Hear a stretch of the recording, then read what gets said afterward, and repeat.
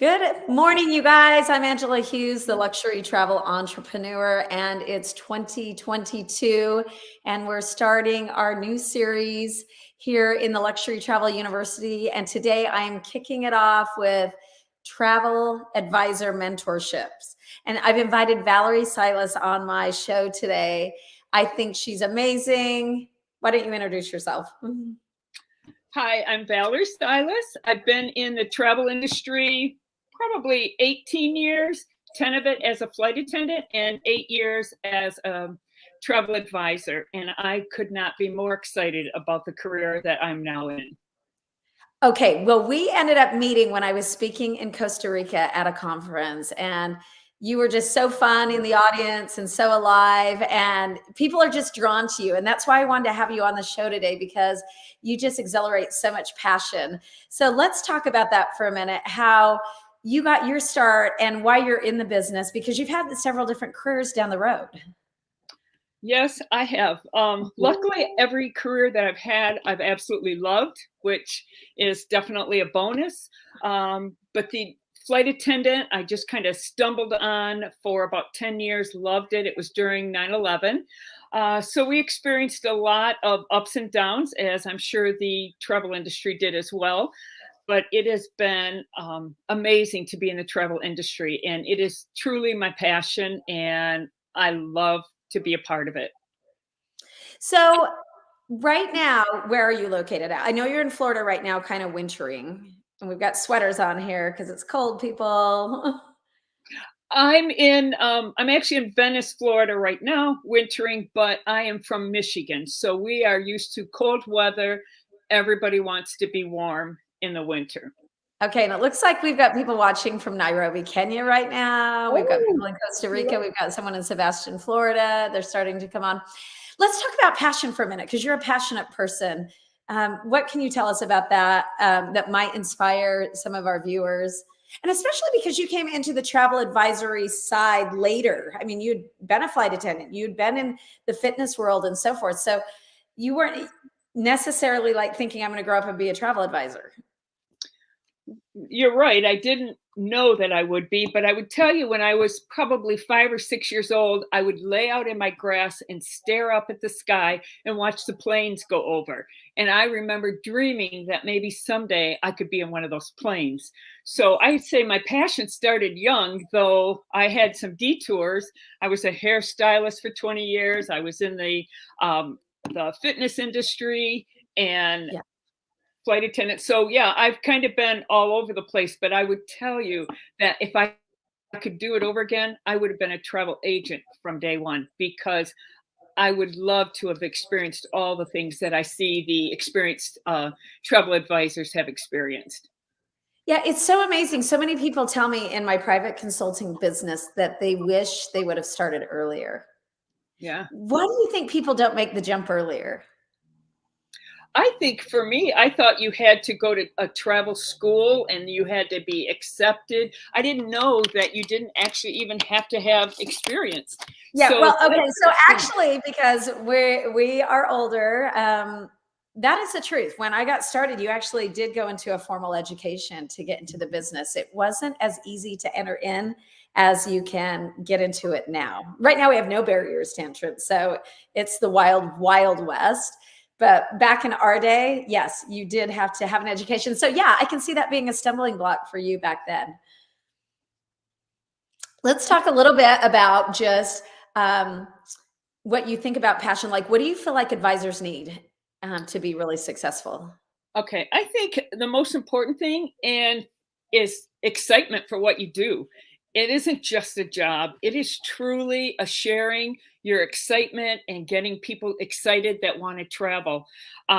So if you're not excited about it, your clients aren't going to be excited about it. If you're nervous about traveling during COVID, then your clients are going to be nervous. Yeah. So I think the most important is your clients need to know that you're excited about traveling. You are traveling. I actually was in a storefront travel agency for about 3 years, and I couldn't believe two of us were the only two that had passports.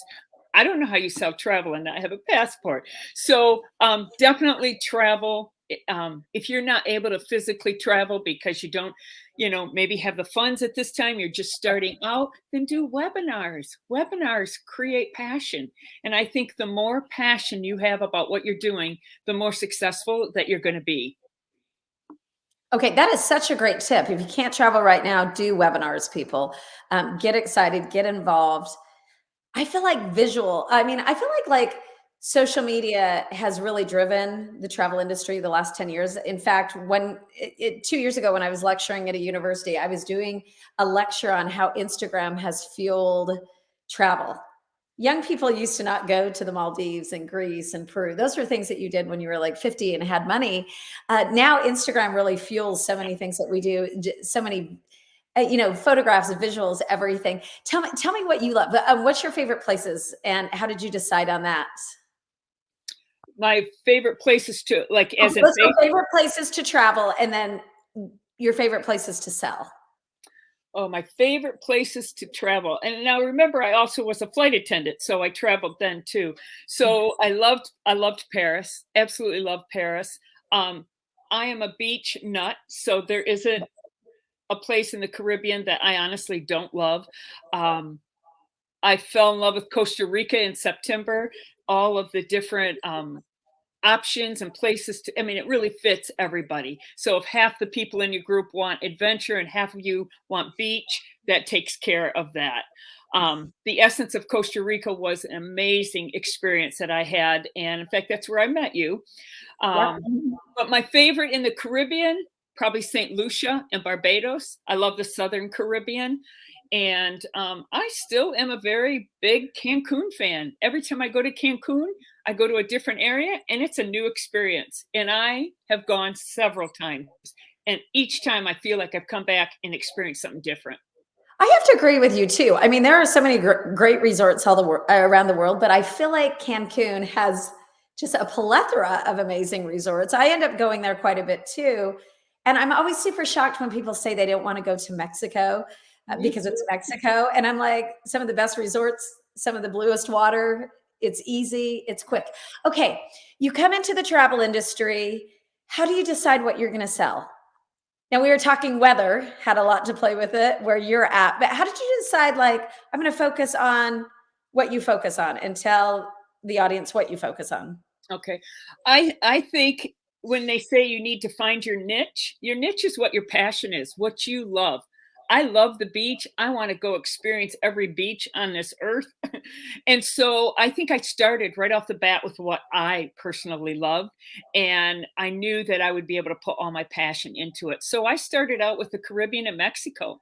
And I have gone to as many islands as I possibly could to totally experience it. And I put pictures out. When I'm out on any vacation, any trip, I put pictures out on my Facebook, and it creates an excitement with my clients. Yeah. And I don't put out pictures to sell them. I put them out just to share what I'm doing. And my clients want to do what I'm doing, and my friends do. And I'm picking up a lot of people that are constantly saying, "Oh, I saw your pictures. I want your life. I want your job." But they also come back and they want a trip. And so I think sharing what your passion is your first avenue to success. I really do. I agree with that 100%. What attracted me to you? And again, I speak at a lot of different conferences, and I kind of picked you out of an audience, and now I'm following you, and I stay following you. I mean, I've got 4 or 5,000 million friends on Facebook, but I'm connected with you because you're telling your story as you go. And I think that is so key, to be a storyteller, not just a social media poster, so to speak. I mean, if you're just posting deals and specials and you're not telling your authentic story with your audience, you are missing out on such a piece. And I think it's easy for both of us just to do that. I mean, we're not naturally trying to like share more of our personal lives or everything that we've, what I've got going with my kids. It's just natural. I do that anyway. And that's what I want people in the listeners to do as well, is tell your story. Take what Valerie does, be passionate about it, because it shines. It shines in her social media success. And it doesn't make it feel like it's a sales pitch. It doesn't make it feel like she's selling a set of knives and a bottle of doTERRA oil with it or whatever. You're not. travel is such an easy thing. Like people love to follow travel. You don't need to sell travel even. It sells itself when you're telling the right story. And then you can connect the brand, the brand with that. Okay, let's talk about grit for a minute. How have you survived the pandemic? And my keyword's grit, only because we were reading that in the book club this year. But how have you maintained your grittiness? I think you're gritty. Oh, well, thank you. I will tell you that March, that when everything closed down, Mhm. I had 100 people taken off in different directions. And I did struggle at first with my Yeah. grit. I mean, we all did. I think I did Oh, shed a couple tears, but I will tell you that I always told my children, this too shall pass. And that just kept going over and over in my mind. And when I get overwhelmed, because sometimes those cancellations come back, it doesn't matter how much you sell, cancellations are coming, our way, and we have to deal with it. Can you successfully talk them out of those cancellations? I love a great challenge. So, yes, I do utilize that opportunity. But more than anything, I think is just keeping a balance within myself. I don't share my frustration online of, mm, oh, we got to have vaccinations or we got to have a test here or there. But we truly have to keep it positive, stay as positive, and create that positive energy, and get out there and travel. But if I have any problems, I tell my clients, when they ask me those things, I goes, I'll be honest, it's out there, but you can travel responsible. And if you travel responsible, you don't have to stay home. You can go out there. And I can tell you, I've been out every month last year, and I have not had problems. Yeah, do some of our clients have problems? They do. But when they know that we have their back, and I've had two this last 2 weeks that I've had their back, I knew the policies. I work a lot with Delta Vacations, and I knew the policies, and I could go around the back door when the rep was telling me no. I knew the policies, and I was able to get them where they needed to go. So just being tenacious and just not giving up, and yet keeping that energy of travel is alive and well. And if there's ever a time to travel now, it's when the resorts are half full. And you, as an advisor, can go and really get some great yeah. pictures and videos while we're out there now. You know what I love that you just said in that is that when you post online, you don't give the negative. You're not woe is me, another COVID thing, another protocol that we've got to follow. I see that happen all the time with people posting. I mean, they just send a negative energy almost through like the airwaves of their narrative, it's just negative. And like, oh, another day of COVID, another day of this, another day of that. You know, um, Listen, people, take what she said. You need to reflect. If you're scared to travel, your people are going to be scared. If you're scared of COVID, your people are going to be scared. And we talked about this all through 20 and all through 2021. You can't sell out of your own pocket financially. You can't sell out of your own pocket of fears as well. Um, what a really good principle that she just pointed out for the listeners is, be transparent and then have your clients back. So those are all really good tips that you guys could walk away from on this. Okay, Valerie, what would be your advice to new incoming advisors into the industry? A lot of people started in 2018, 2019, and hello, bingo, COVID hit, and they're having a hard time getting jump started again. Do you have any advice for like more of the rookie coming in? Wow. First of all, I have total respect because I can see someone starting this and going, whoa, or people who started it like right Yeah. after.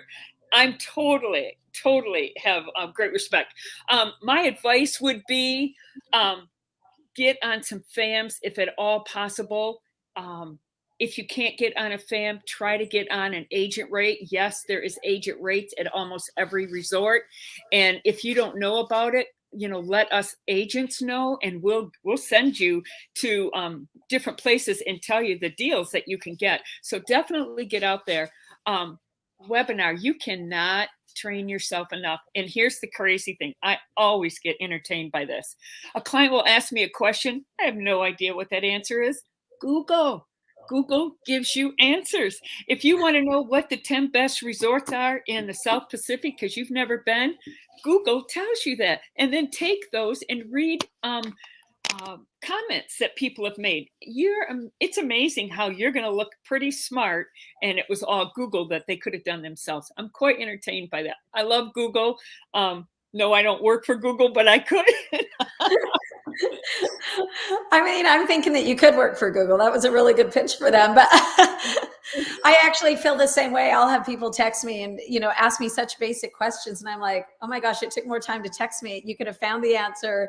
I mean, and the Facebook groups, we have a Facebook group for every type of advisor. Right now, you guys are in the Luxury Travel University. My Facebook group is geared towards helping you sell more premium and luxury travel, but there's groups out there for the Caribbean and Mexico, for river cruising, you name it. You can find a group, and those gals and those men are experts in there, and it doesn't take long and they'll shoot off. You'll have 70 responses. Somebody asked a question the other day in the Luxury Travel University, and it immediately had 70 responses on who she should use for a wine country trip. So let the mentors help you. Okay. Do you have time for a couple questions? We have a question that just came in, and I'm so blind now that I'm older. I have to put my glasses on.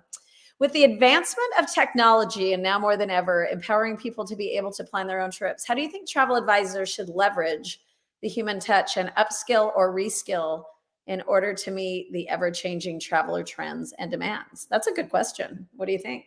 Great. I would say definitely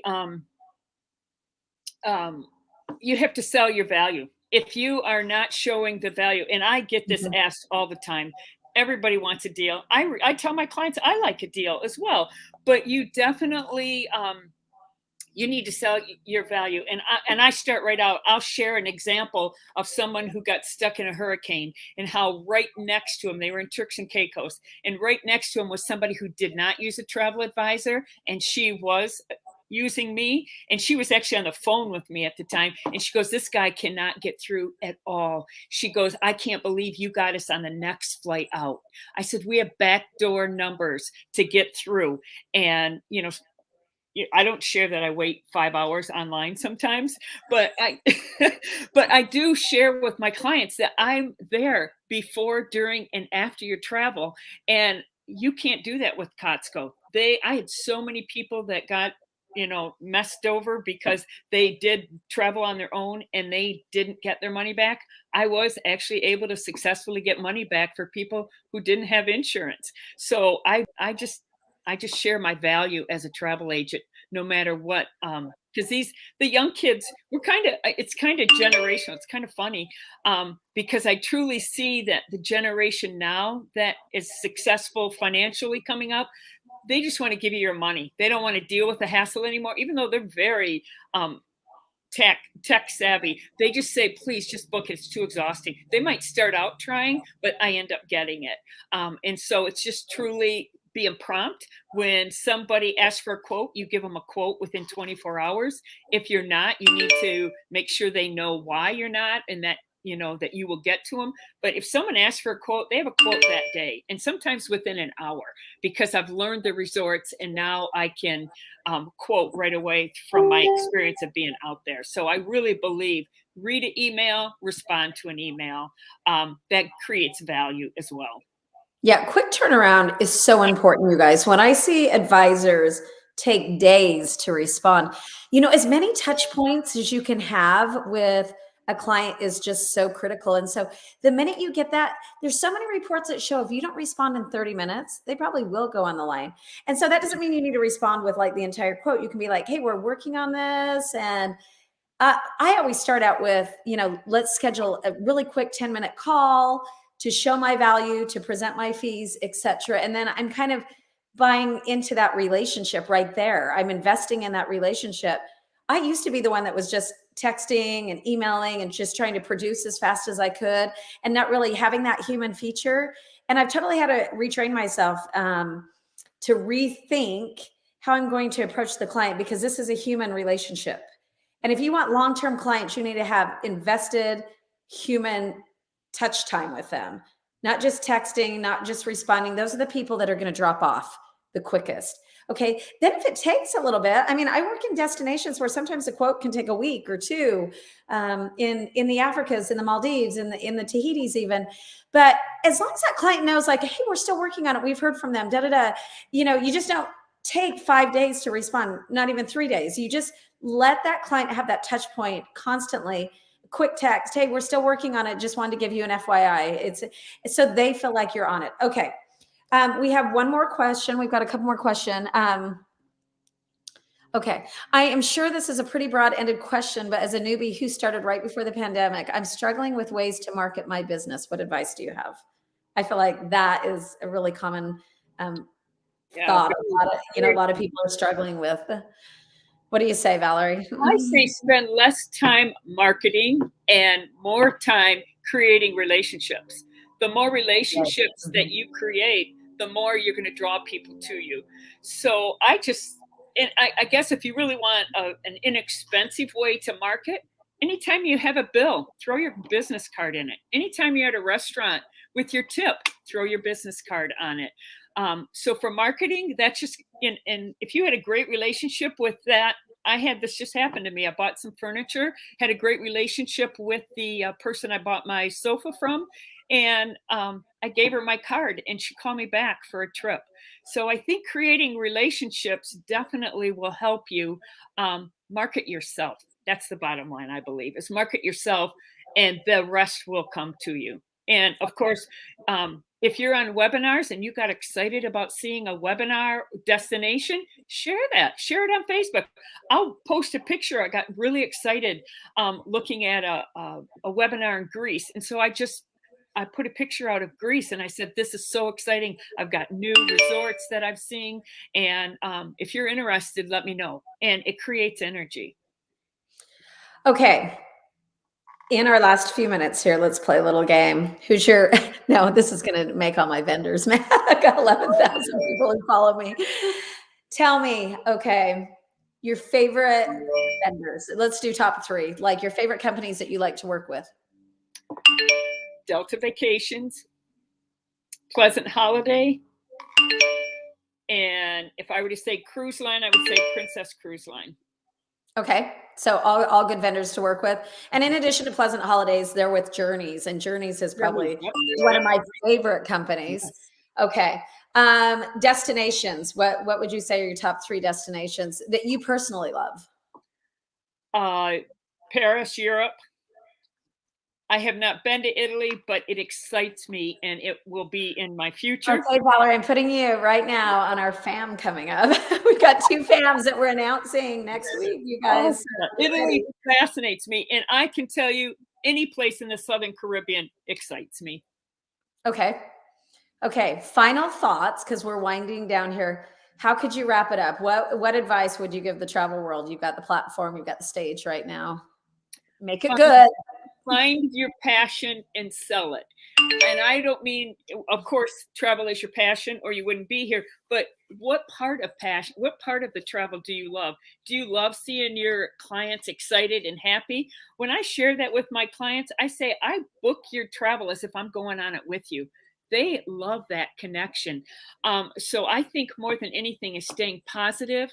Don't give up. This too is going to pass. And we are starting to see the travel industry explode. And I truly believe that get out there and travel. The more you travel and you share your pictures, I will tell you, my business has doubled and tripled every single year I've been in the business. And I'm starting to see it again happen. This year blew me away. I did not expect to be one of the top 6,000 travel agents in my company with sales. It blew me away. I did not expect that because I still see the cancellations coming in. Don't get discouraged. It really is coming back, and be ready. And if you got downtime, webinars. Okay, that leads me to one more thing. I know we said we were just wrapping up, but my mind's always a processor. Real quick, just on the positivity note, how have you stayed like consistently positive? I know those were your final thoughts, but now I'm throwing in a, a curveball right here at the end because you were like, stay optimistic. Like, are there any personal things that you're doing to,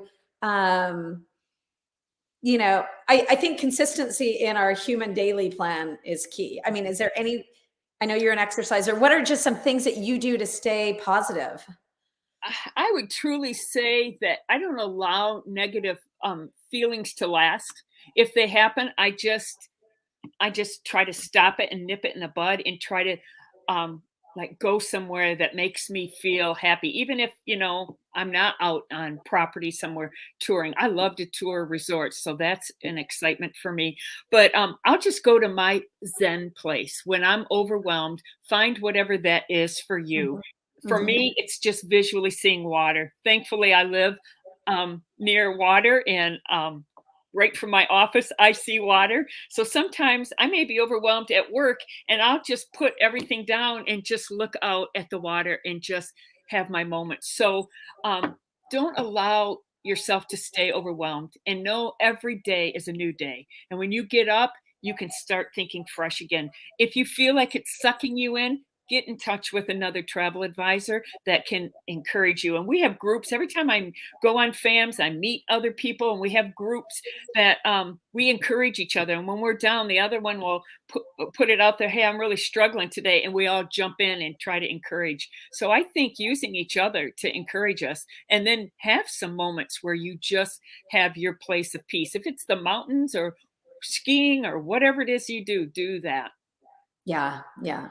Okay, I think we're gonna end on that note because that is such good advice. Find your happy space. You're gonna need your downtime. You're gonna need your silence. And sometimes you just need to refocus, and that might be like you need to take a week off or you just need a break. Agree. Yeah. This is not ending, people. This we're going to be another year or two in this, and so I think we've learned from the past 2 years. You got to pace yourself. You've got to be consistent in what you do every single day, and you just need to jump in and start selling and traveling because traveling is so key to tripling your success, as you heard from Valerie. Thank you so much for being on my show today, Thank you and for having me. you are so inspiring. You've inspired me. And you guys reach out. We're in the Luxury Travel University, Luxury Travel Social Media and Marketing. I'm doing constant training in there all the time, giving away my best tips. And I'm also offering private consulting to businesses, B2B, both in the travel advisor community and also in the destination management company and in the hospitality end, as well as the cruise line. So good seeing you. I'm Angela Hughes, the Luxury Travel Entrepreneur. See you later. Bye bye.